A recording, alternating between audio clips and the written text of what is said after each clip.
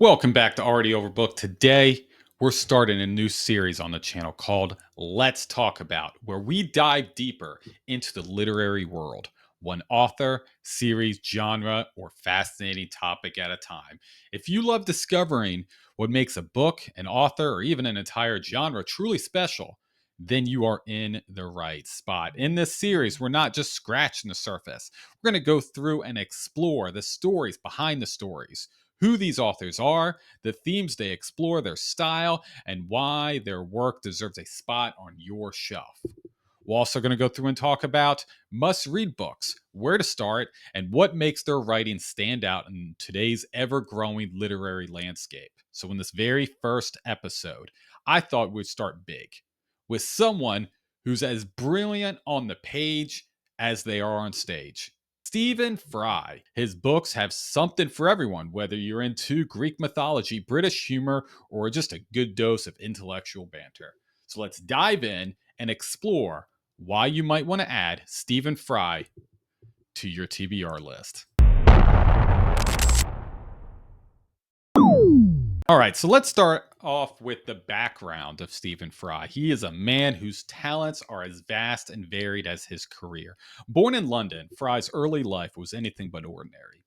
He's been open about his struggles as a teenager, including being expelled from school and even spending some time in prison. But, as Fry himself put, those challenges shape the person he's going to become.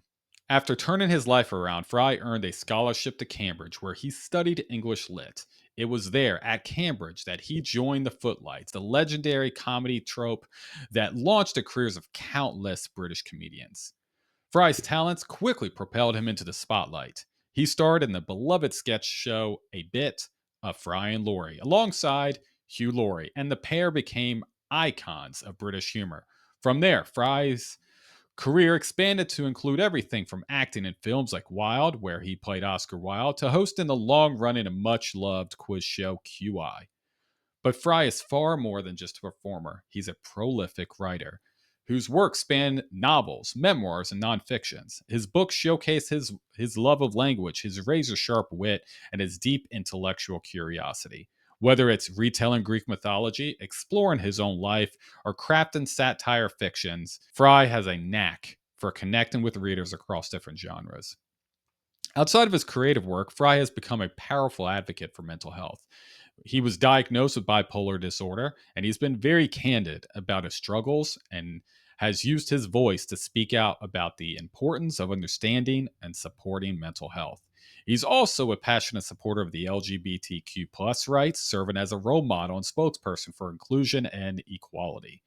Over the years, Fry has received numerous honors for his television work and recognition as one of Britain's most beloved cultural figures. He's also a celebrated audiobook narrator, lending his iconic voice to everything from the Harry Potter series to his own books. His journey from a troubled youth to a respected intellectual and cultural icon is nothing short of remarkable. Now, let's go through and dive into what really makes Stephen Fry's writing stand out. It's two things: his theme and his writing style. At the heart of Stephen Fry's work is his curiosity and love for storytelling. His books often explore big ideas like the nature of mythology, identity, and humanity, while also balancing them with humor and wit that makes even the most complex topics seem approachable. Now, his writing style is unmistakably his own. His prose is sophisticated yet accessible, often sprinkled with wordplay, clever asides, and the tone that just makes you feel like you're having a chat with an old friend. He's known for his deep vocabulary that is also inviting. He has a perfect balance of humor and depth, which makes you think while keeping you entertained, which is not an easy feat. All right, let's jump into some of Stephen Fry's books. First up, we have his Mythos series, which includes Mythos, Heroes, Troy, and Odyssey. These books are his modern retelling of ancient Greek myths, and they're fantastic. In my opinion, they're pure gold. If you enjoy mythology or just curious about these classic stories, Fry's humor and storytelling brings these myths to life in a way that makes them accessible and incredibly enjoyable, even if you're not very familiar with Greek mythology.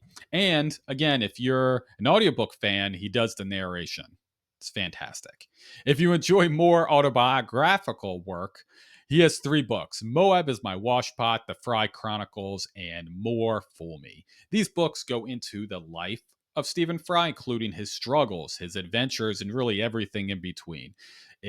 They're very heartfelt, they're very funny, and it's a real powerful read if you want to get to know the person behind the public persona.